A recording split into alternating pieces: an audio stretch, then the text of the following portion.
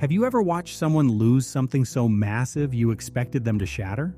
You brace yourself for their collapse, but instead of falling apart, they just get very quiet for a while. They step back, they process what happened, and then they come back completely reorganized. Such a recovery can look almost unnatural. It can even be a little scary to watch someone absorb a devastating blow and just keep moving.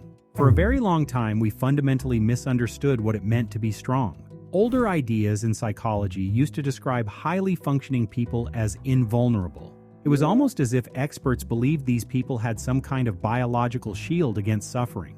But modern psychology has completely moved away from that rigid idea. We now understand that psychological resilience is not a permanent, unchangeable state of being. It is a shifting, dynamic process. A highly resilient person can be deeply and profoundly affected by a loss. They can panic. They can grieve intensely. They can feel completely unstable and overwhelmed for weeks or months, yet still eventually adapt to their new reality. And this ability to cope changes depending on the situation. Someone might handle crushing professional stress at work with total grace, only to find themselves completely unable to function after a bad breakup. A strong mind is not a mind that cannot be hurt. It is simply a mind that can be hurt without permanently losing its ability to adapt over time. Naturally, we want to find a specific personality type that explains this kind of strength. We want a simple template. We want to believe there is a specific combination of traits that guarantees someone will bounce back from tragedy. Researchers have looked for this resilient personality type, and guess what? They have not found it. While traits like basic optimism, high self-esteem, or intelligence can certainly help, none of them produce a universal superhero type. This explains why true psychological strength looks so incredibly different from person to person. One person might survive a massive life crisis by constantly talking to their friends and family. Another person might need deep, protective solitude to figure things out. One person uses incredibly dark humor to get through the day. Another becomes intensely, almost ruthlessly practical about solving their problems.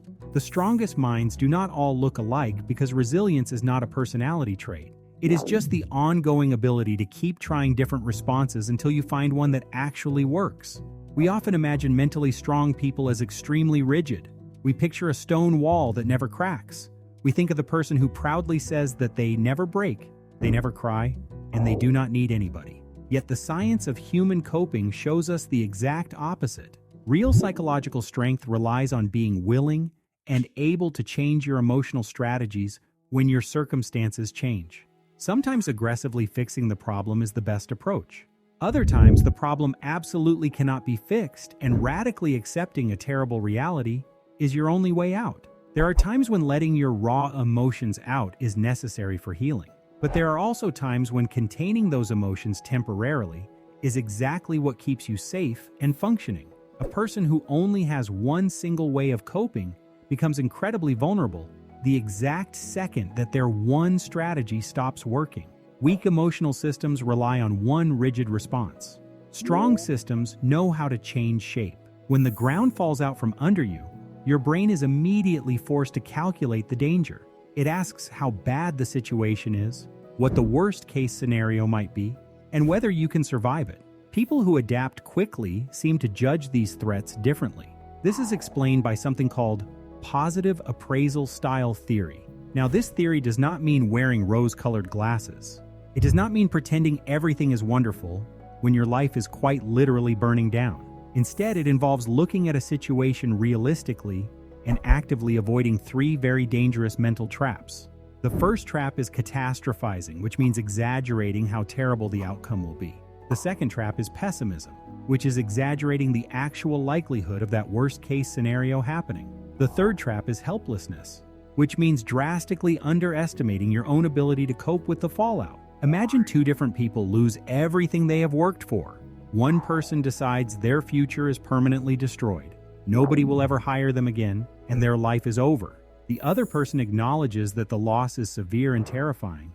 They admit they do not know what happens next, but they refuse to add imaginary disasters to the very real disaster sitting in front of them. The second person is not denying reality. They are just refusing to make the problem bigger than reality requires. This is the core of positive appraisal style theory. It is not about forcing positivity, it is about keeping your interpretation of the threat as accurate and manageable as possible. Perhaps the most common myth is that strong people simply do not feel negative emotions. We think they are numb, but experimental evidence completely destroys this idea. People who bounce back effectively do not avoid feeling bad.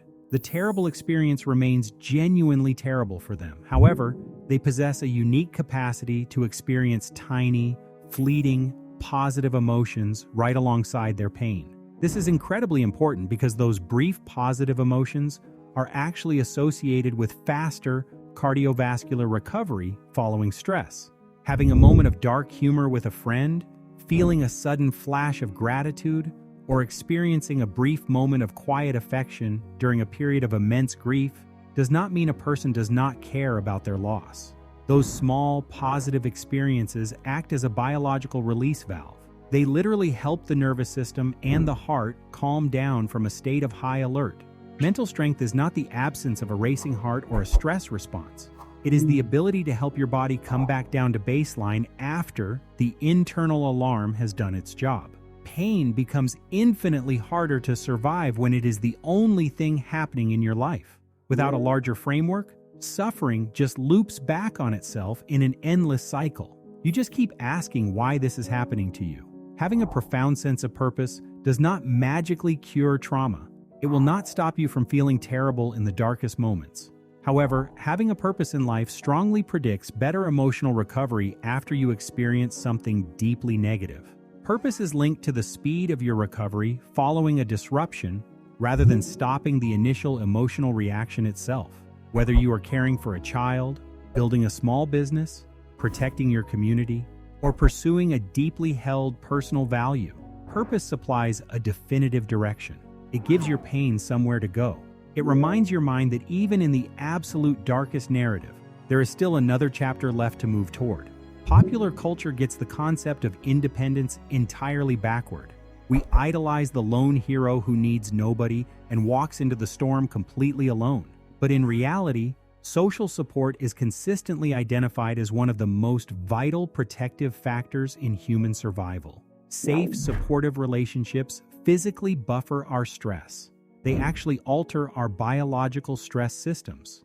Good social support positively affects the HPA axis, which is the system in your body that controls how you react to stress. It also activates pathways involving oxytocin, a hormone that promotes bonding, trust, and a feeling of safety. Just hearing a trusted friend's voice can literally change your brain chemistry in a moment of panic. Importantly, the quality of these relationships matters far more than having a massive network of casual acquaintances. Asking for help is not the opposite of resilience. It is a primary mechanism of it. Some people look impossibly self-contained and strong only because you are seeing them after they have learned exactly where to place their weight. You might also assume that being exceptionally intelligent gives you an absolute advantage in navigating tragedy. If you can analyze the situation perfectly, surely you can survive it. Yet when researchers examined hundreds of thousands of people to find what truly protects us after adversity, they discovered something surprising. A person's ability to practice self-regulation shows a much larger association with resilience than raw cognitive ability. Being highly intelligent does not guarantee you will recover emotionally. You can completely understand exactly why something terrible happened and still be entirely unable to regulate your nervous system afterward. Knowing what you should do is completely different from being able to actually do it when your emotions become intense. A powerful mind is not simply one that can solve complex logic puzzles. It is a mind that can still manage and use itself when life becomes agonizing. There is a cultural obsession with the idea that what does not kill you makes you stronger. But this phrase requires a massive reality check. More suffering is not inherently better. However, there is a psychological concept called stress inoculation. Researchers have found a U-shaped relationship between the amount of adversity people face and their long-term well-being. People who have experienced a moderate, manageable amount of adversity often show better outcomes than people who have faced overwhelmingly high adversity, or people who have faced no adversity at all. Successfully navigating manageable difficulty acts like a vaccine. It teaches the mind that panic eventually ends. It proves that disasters are survivable. But the dose matters enormously. Chronic, crushing trauma does not magically forge character. It exhausts the very biological and psychological systems you need to survive. Resilience might grow from carrying weight you can actually lift, but crushing someone under a boulder does not automatically make them stronger. One of the most powerful byproducts of navigating manageable adversity is the accumulation of evidence. When you survive something difficult, you develop a stronger positive perception of yourself. This changes your entire internal dialogue. When a new crisis hits, the inexperienced mind looks at the problem and panics. It asks what will happen if it cannot handle the pressure. But the battle-tested mind looks at the exact same crisis and thinks very differently. It admits that it has no idea how it is going to handle the situation yet, but it remembers surviving the unknown before. Real confidence is not arrogance. Sometimes it is nothing more mysterious than memory. It is simply the memory that this is not the first time you thought you could not survive something. Ultimately, we must stop viewing psychological strength as a genetic lottery. It is not a magical gift you are either born with or missed out on forever. It is a deeply learnable skill. Psychological interventions are consistently associated with real improvements in how people handle adversity. Two of the most effective methods are cognitive behavioral therapy, often called CBT, and mindfulness approaches. CBT teaches you how to catch yourself when you are catastrophizing and shows you how to reframe situations realistically. It is about actively talking back to your own panic. Mindfulness teaches you how to sit with uncomfortable emotions without immediately reacting to them, allowing your nervous system to settle. You can learn these skills. You do not build a strong mind by teaching yourself never to fall down. You build it by becoming relentlessly better at what happens immediately after you hit the ground. The strongest mind is not the one that never breaks. It is the one that has become extremely good at reorganizing itself after reality shatters its plans. When you see someone walk through the fire and emerge looking terrifyingly composed, know that they are not empty inside. They are not devoid of fear or grief or exhaustion. Their real advantage is simply that they have learned how to recover. They adapt and change their strategy faster than adversity can permanently define them. They have learned to feel pain without drowning in it, and to hope without denying reality. That is not coldness. That is just what survival looks like when it has been practiced. If this reflection helped you make sense of your own survival or the survival of someone you care about, consider subscribing for more thoughts on the deeper mechanics of how we live, adapt, and heal.